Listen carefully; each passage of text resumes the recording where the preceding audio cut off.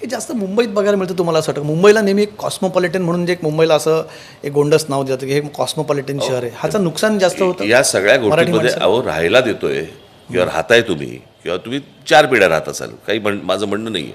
आज अनेक मराठी लोक इथे राहत आहेत, मुंबईकर म्हणून राहत आहेत, मराठी बोलत आहेत, चांगल्या पद्धतीने राहत आहेत, त्याचा काही प्रॉब्लेम नाही आहे.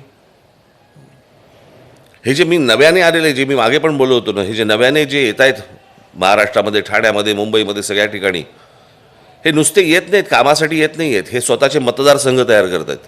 आणि हे तुम्हाला त्या कृपाशंकर सिंगच्या स्टेटमेंटवरनं कळलं असेल की इकडचा महापौर उत्तर भारतीय होईल. हिंमत कशी होते यांची बोलायची?